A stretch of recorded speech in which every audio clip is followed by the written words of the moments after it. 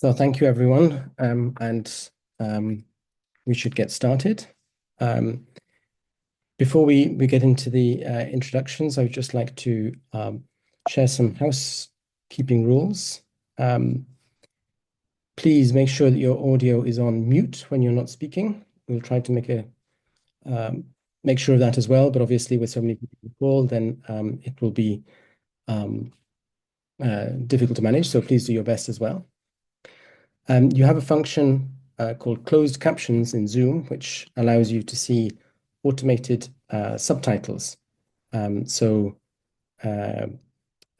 will help you to follow what's going on. We would invite you now to write your name, your organization, and your country in the chat so that other people can see where you're coming from. We would also really like to ask you to put your questions into the chat. So we're going to have a lot of participants on this call, and to make sure that everybody has an opportunity to speak and to contribute to the discussion, it would be really nice if you put your questions in the chat. And we have a moderator, Mathieu Chatelain, who will be keeping an eye on those comments and make sure that at regular intervals in today's meeting, then you will have an opportunity to have those comments shared. And finally, we really want to hear from young people on this call as well. So if you are an adolescent yourself, or if you can remember your adolescence better than some of us can, then we really want to hear your voices, and we really encourage you to speak up. So put that in the chat as well. If you're young and you've got a point to make sure that that's clear in your comment in the chat, and we'll make sure that you get heard. So to explain, we have a lot of people registered as participants directly on this call. We also have in Brazil a lot of people in one room who are following this call in direct, and welcome to you. And you're also sharing that live across a wider online audience. So we've got hundreds of people here today taking part in this. You're all very, very welcome. And we hope you're going to find it a really interesting discussion. We want to hear from you, and we just have to have these little housekeeping rules to make sure that we keep everything in order. So from there, I would like to hand over to Nonyele Nweke from Nigeria, who's the chair of the International Cerebral Palsy Society and executive director of the Cerebral Palsy Center in Nigeria. And Chiara Servili from the World Health Organization, who works in the unit for brain health and is really the specialist in WHO in neurodevelopmental disabilities. So we're really pleased to be organizing this event together with WHO, and we're really thankful to Chiara for the cooperation. And I would like to hand over to them now to first Nonya, I think, to make some welcome remarks.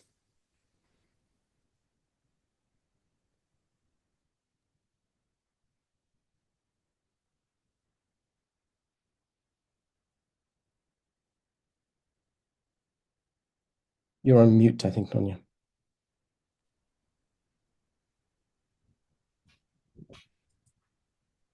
Hello, everyone. Good evening, good morning. My name is Nonye. I live in Nigeria, Lagos, Nigeria. I have an 18-year-old who has cerebral palsy, and I'm the chair of International Cerebral Palsy Society. I founded an organization, Cerebral Palsy Center, here in Nigeria. We work with children who are majorly on the severe spectrum of cerebral palsy, because that is where my daughter falls into. So I welcome you all to this, what appears to be quite an exciting session. Founding my voice for the adolescent with cerebral palsy. Disability is a universal language, and how it affects everyone is different. It depends on who the person is, and who the person is depends often on where the person lives. Societal background, ethnicity, family, and all that come into play. So today we are going to be listening to different people from different parts of the world to give us an idea of what each person goes through. For some people, it might be the ability to be able to just go to school. Some people going to school is easy. Some people is an uphill task to go to school, navigating environments. So that is what is going to make this session quite interesting. We are hearing from people from all over the world. So I welcome you all to this session. Thank you.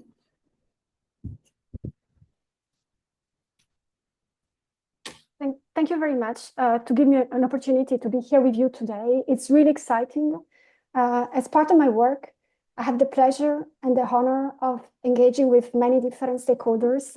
And I need to admit that engaging and having collaborations and hearing insights and perspective from young people is one of the most exciting parts of working at WHO in this space and working with persons with lived experience.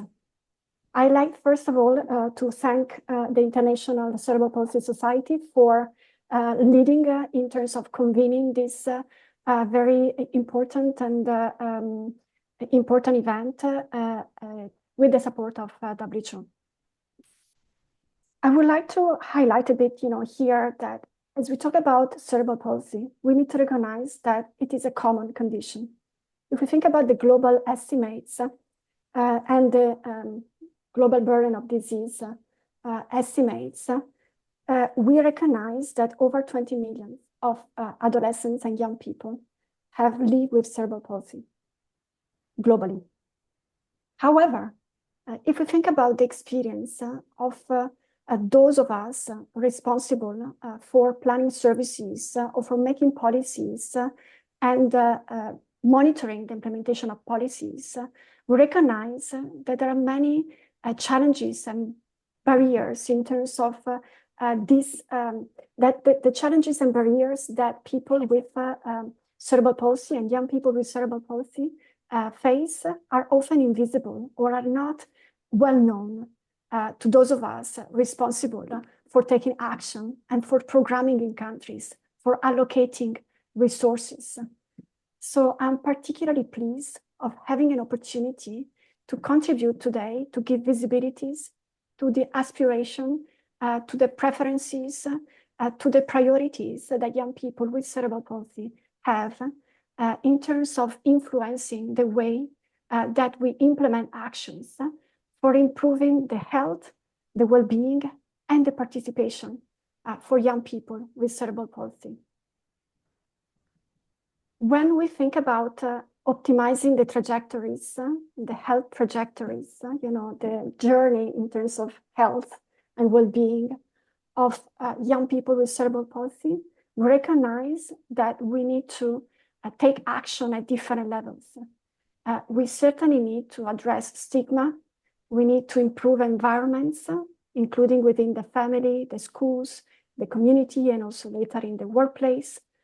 And we also need to make sure that we offer quality care and accessible care for young people with cerebral palsy. And all of these actions with engagement of young people with lived experience.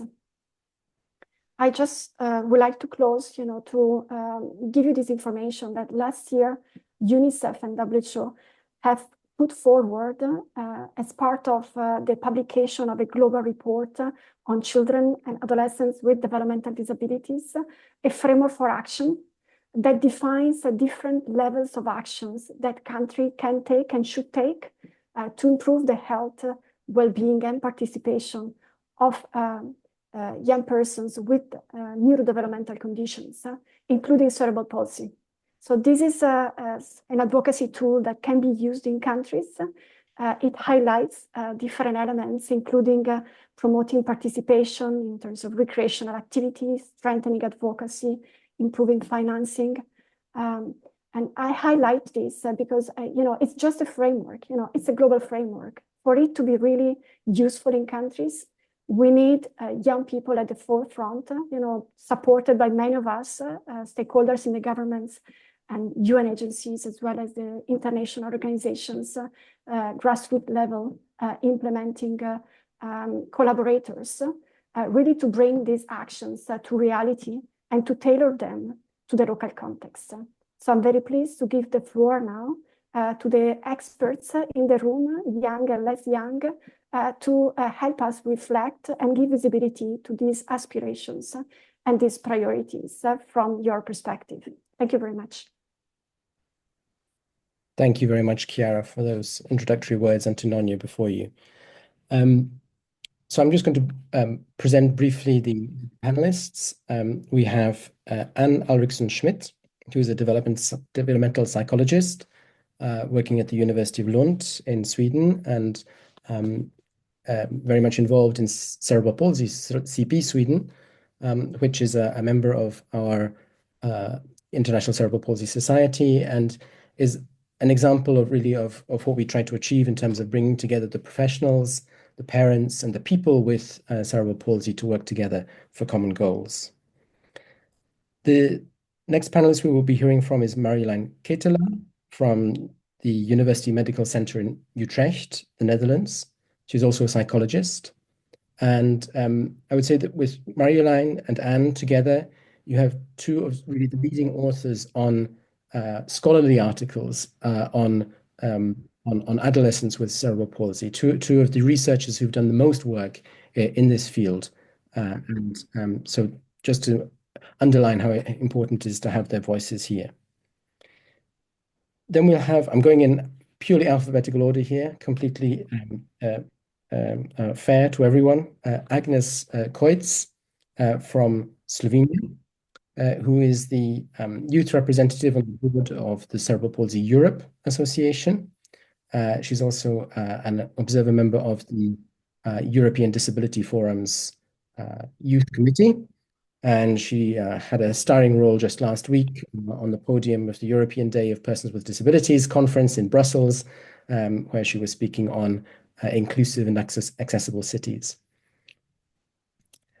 Then we have Adam O'Brien, who is a student studying at the moment in Hamburg in Germany, obviously with an Irish name, but actually brought up in Luxembourg.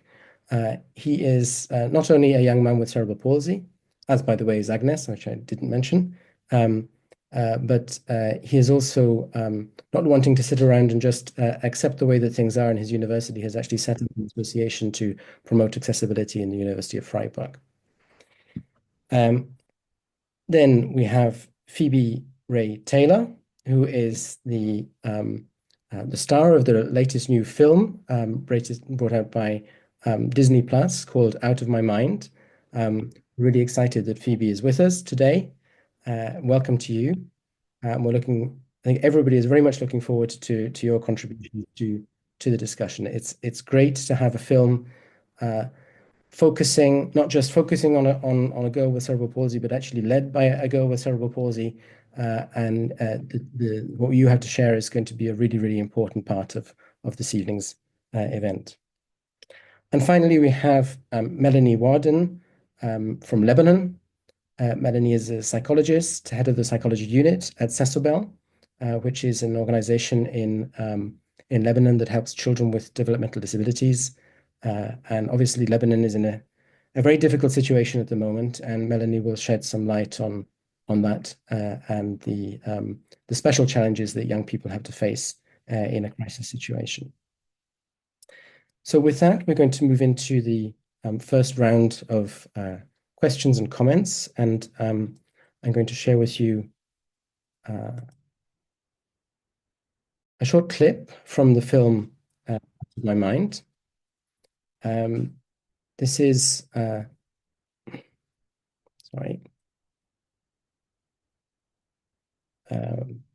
this is a scene in which the main character, Melody, has been presented with a proposal to be allowed to go into an integrated class in school. Basically, we have what you might call a nosy neighbor who comes around and is interested and is all for encouraging Melody to take this step, but her parents are not so sure. And this reflects Melody's own aspirations and frustrations. Ooh, are these cookies? Yes. Oh, yeah. Halloween. Yeah, help yourself. Those are from yesterday. Thank you. Is this from Melody's school?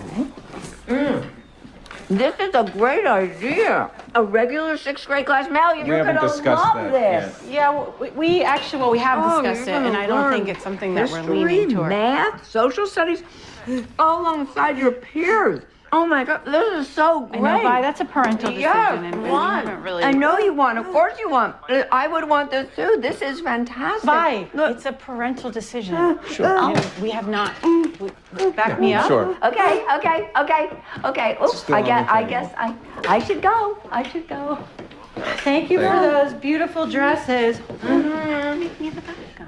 How am I making you the bad guy? No, how am I doing that? We talked about it. Parents think their kids need to be protected. That's all. Fair.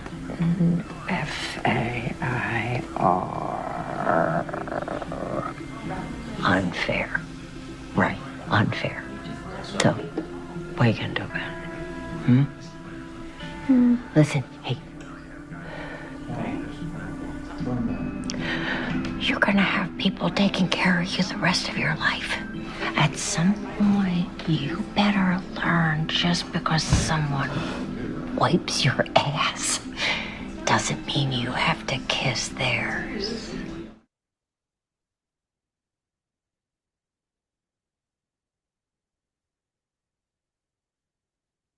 So that would get us started. And what we'd like to do, first of all, is to turn to the three young people we have amongst us and ask them, thinking about the difficulties and challenges that young people with cerebral palsy face today, what do you think that everybody else in this room should be more aware of? And I'm going to start with Phoebe.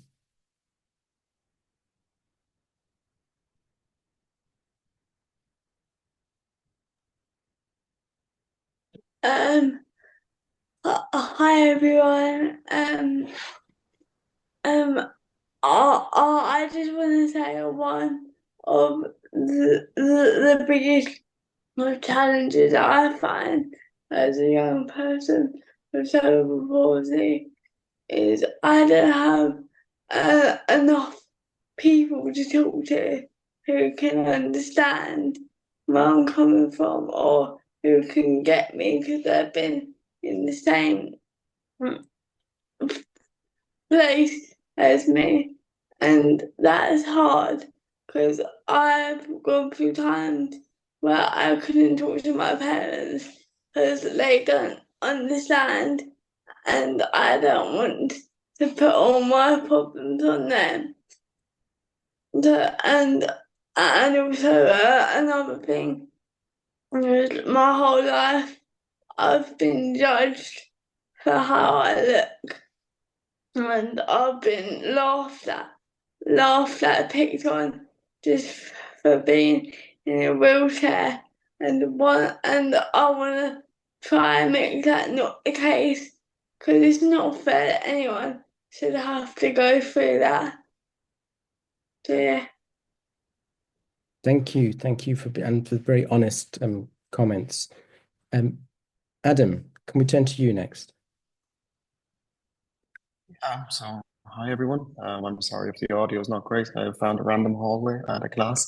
So, yeah, from my perspective, I obviously agree with what has just been said. Obviously, there are some strange looks you'll get, especially if you are a wheelchair user like myself and like Phoebe just mentioned.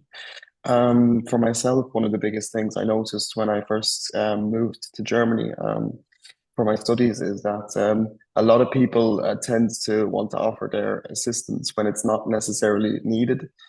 So it led to situations where I was wheeling up a hill and I use an active manual wheelchair. So I do that all myself. It doesn't have anything on the wheelchair to allow you to push the wheelchair, but people would randomly just start pushing the wheelchair, and some would even get angry when I told them to stop. So it is very difficult because there are a lot of people who really do want to help and really do want to do a good deed, who want to be the nice person. But sometimes we're very much capable of doing things ourselves, and it's not a nice feeling when you're overhelped when it's not needed, because then your independence is being taken away. And I don't think that's very fair to the person themselves. Thanks, Adam. And Agnes. Yeah, hi everyone. It's a pleasure to be here. I agree with everything what Phoebe and Adam pointed out before. But I would like to add, from my personal experience, that what I miss most in today's society, and I believe that situation hasn't changed for teenagers a lot today, is that when I was a teenager, for example, people could not grasp the idea of me growing up, meaning that they would always speak to me like I was still a 5-year-old, and they didn't give me any personal liberty for that matter. And this is what I miss the most, so that people would treat us as persons, not as aliens, not as superheroes, but just regular persons, and that they would consider our personal background and our own environment in which we live in, because we are still, at the end of the day, people with our own special needs, individual desires, wants. And that is something that I would like to point out. And of course, that we would have this strong social network that would offer us adequate support with mental health issues and other crises that may arise during our young years. So that's what I wanted to say. Thank you, Agnes.